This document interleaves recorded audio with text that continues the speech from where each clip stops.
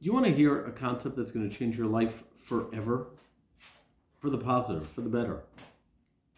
I'm assuming you want to hear it. And it's a perfect time to hear it. So I'm going to share a concept from this week's Torah portion, this week's Parsha. It's going to change the way you see the world. It's going to change your life, and this is the perfect time for your life to be changed. And I'll explain that soon.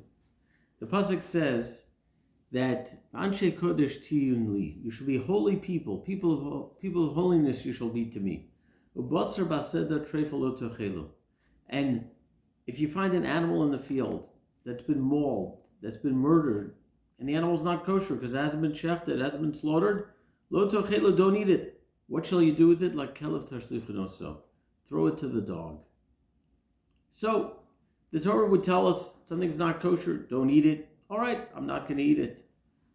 There are laws pertaining to kashrut, to kosher, different how to slaughter an animal, what type of animals are kosher. Here the Torah doesn't say that. The Torah says you should know if an animal's a treifa. Treifa means it's been murdered, it's been killed. Don't eat it.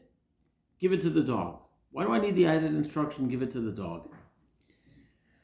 Says some of the commentaries something incredible. What's this dog doing out in the field? What's this dog in relation to this kosher animal? We're talking about animals in the field, sheep, lamb, and so on, cattle. The dogs would be outside protecting them from wild animals, from animals of prey that would maul them, that would kill them, that would attempt to eat them, and the dogs were there to protect them. So if the animal gets killed by another one of those wild animals, give it to the dog, because the dogs are out there. But again, why are you giving it to the dog? Because the dog is the one that protects this animal. But wait a second. The animal's dead. Why is the animal dead? Because it got killed. Why did it get killed? Because the dog didn't do its job. So now is the time to reward the dog. What are you rewarding the dog for? The dog failed. Now's the time to call the dog out on a miserable job. Now's the time to feed and reward bad behavior. What's the concept? Says Rabbi Nissen Kaplan that when things go wrong in life, we tend to get angry. We tend to get upset. And while it's understandable, we're missing the opportunity. When something goes wrong in life, it's the opportunity to sit back and notice everything that's gone right. You know, when your child is in school and you get that phone call from the school that the teacher would like to talk to you, or worse yet, the principal, you're like, oh boy, I knew it. My child can't sit still in class. My child can't follow through on homework. My child can't listen to instructions or can't follow with the rest of the class. Oh boy, what went wrong? Or how about this? You get your child's report card.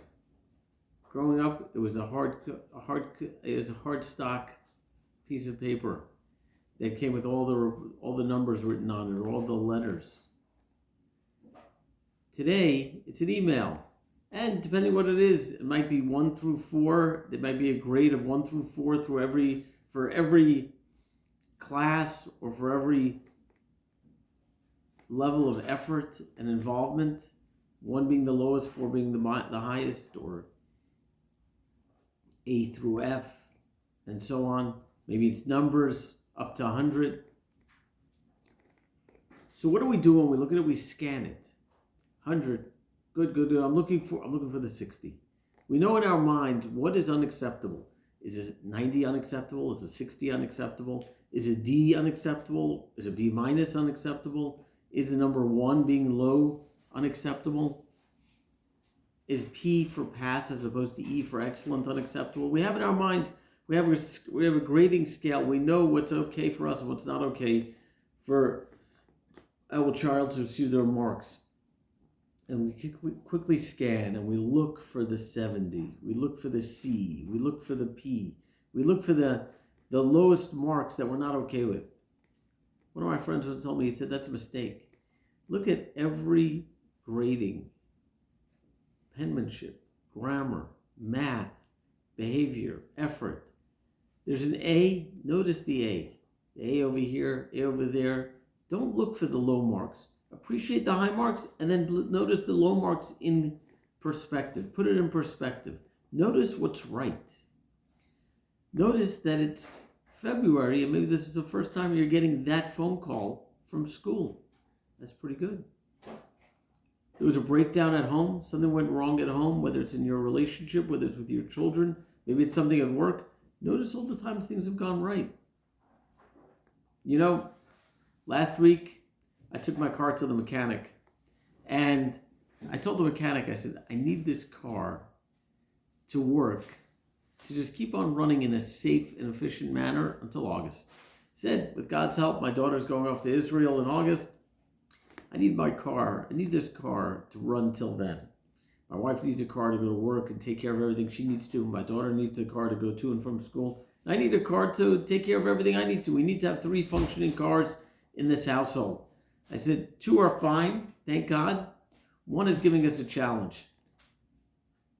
Can you keep that running until the summer? He said, I think so. And calls me, he says, okay, I think I have it figured out. You know, we just have to do one thing and we should be fine. It was Friday. I said, well, I don't have time today. Can I leave with you till Monday? He said, oh, no. Pick it up today, bring it back Monday. I come to the auto shop on Friday. He says, let me do one thing. You know that one thing? So I said, sure, take care of it. I'm thinking, make it quick. He comes back in. He says, oh, something happened. He said, the car keeps on stalling now. And of course, we got into the conversation. I said, that never happened before. He said, well, it's happening now. And of course, I went home annoyed. But this week's Torah portion, this week's Parsha teaches me, don't get annoyed. Appreciate the fact that the car worked fine the last few years. I had almost no problems with it. I had to put in very little money. Appreciate everything that went right. Of course, we have to notice the things that are not going right, but put it in perspective. So much of our frustration in life is that we focus on what's wrong instead of focusing what's right as the backdrop. There's an amazing sefer, an amazing book called Tomer Devorah, The Palm Tree of Deborah, written by a 16th century Kabbalist, Rabbi Moshe Cordovero. Rabbi Cordovero, in his first chapter, explains the 13 attributes of mercy. The 13 attributes that God uses in relating to the Jewish nation. The attributes of mercy. And he explains how God uses them, but then he shows how we should use them in our relationships. An amazing study. The 6th of the 13 attributes is, we refer to God as somebody as a being who is chafetz chesed, he's a lover of kindness, a desire of kindness. Says Moshe Cordovero, what does that mean? What that means is, when Hashem looks at somebody, particularly looking at somebody who's not meeting standard, who's not up to the way they should be, the first thing Hashem looks for is what's right with the person. What's right, what's good, where are things happening the way they should? What are things, what area is the person up to standard, is up to the way they should be? And Hashem finds something right, God finds something right about the person, or multiple things that are right, and that's the backdrop, that's the reka, that's the backdrop through which the person is perceived. And then the issues are not ignored, but there's a perspective, there's a background, there's a backdrop of what's right and what's good and what's wholesome and what's to be applauded. That's how we need to relate to other human beings. I need to see what's right, or for that matter, myself, or an aspect of my life. What's going right? What's going well? It's easy to find what's going wrong. Don't find what's going wrong. Find what's going right. You go out to the field and you find one of your sheep's been mauled. Give it to the dog. Because you know what that means? Yes, did the dog fail right now? But for the last 6 months, the dog's been watching properly. Celebrate what's going right, appreciate what's going right, and then look at what do I need to do differently? How do I need to make sure this doesn't happen next? But the first step is what's going right. In life, we live in a world, unfortunately, very often of the blame game. Where are other people wrong? Where am I wrong? Don't look at that. I was teaching at the girls' high school this week, and I asked them, I said, when you have a breakdown in life, when something goes wrong, what's the most important question you have to ask? So one of the girls said something very insightful. She said, what did I learn from this? How can I grow from this? How can I grow from this experience? Whatever it is that went wrong, whether it is that I got a flat tire, Whether it is I've violated one of my spiritual commitments, whatever it might be, where can I grow? How can I grow from this? There's a second question, which is what I was referring to, and that is, where can I take responsibility? We are very quick to blame other people, to blame circumstances, situations. It's not our fault. It's not our child's fault. But what we don't realize is when we look to vindicate ourselves or our children, we're actually learning how to abdicate responsibility instead of learning how to take responsibility. And when you take responsibility, you can make change. Because if it's not your fault, no one can blame you, but there's also nothing you can do about it. But if you could take responsibility, you could make change. You can make things better. You could improve things. You can bring about a different result next time. But the first step is, where are things going right? How can I see this annoying situation in the context of what's going right?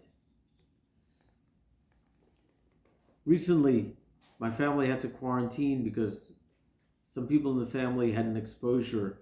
They had contact with someone who had an exposure, someone who tested positive for COVID. And it's annoying. It's annoying. The kids hate Zoom school and not being able to go about your regular business. It's annoying and it's frustrating. But you know what? Thank God most of the year we've had a regular schedule, been able to do all sorts of wonderful things. Keep it in perspective. I'm able to go out and have meetings. I'm able to go to daven. I'm able to go to services. My children go to school. My wife can go to work. Okay, every now and then something gets in the way, but keep it in perspective. Recently, a man gave me a book to read, written by a family member of his, quote unquote, proving that there's no such thing as free will. And it was an interesting book, but I think it was a fundamental flaw. The point of the book was saying that we're born into certain circumstances, whether someone's born in a third world war-torn country or someone's born into wealth. And as a result, our society influences us, and we make certain decisions, and we have certain experiences, and therefore we don't have free will. And the mistake is that free will is not necessarily about what you do out there, it's about the decisions you make in here.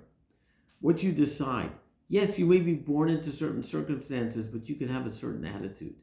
Nobody can decide that for you. That's your free will.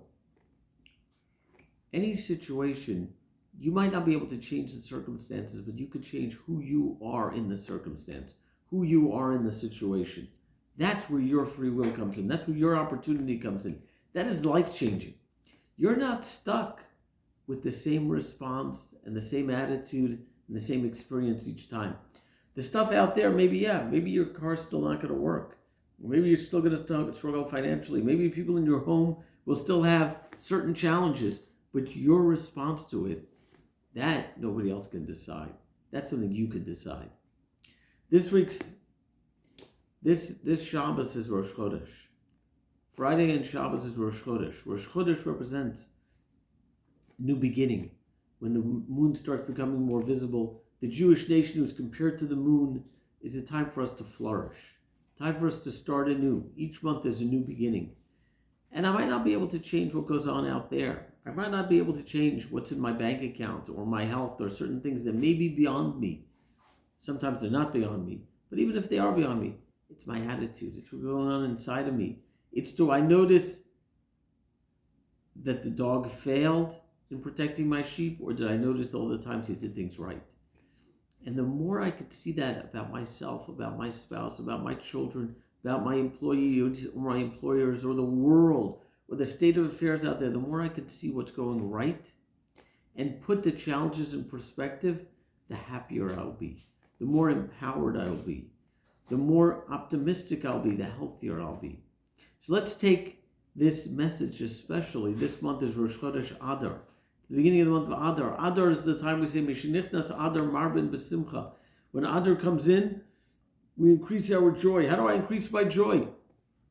If I still have the same challenges I had last week, the answer is I change who I am in the circumstance, who I am in the challenges, seeing the things that have gone right, celebrating the successes, and then seeing the challenges in perspective. When I do that, I'll feel a sense of joy for my situation, and I'll feel empowered to make enduring change and to take responsibility. Have a wonderful Shabbos and have a wonderful month.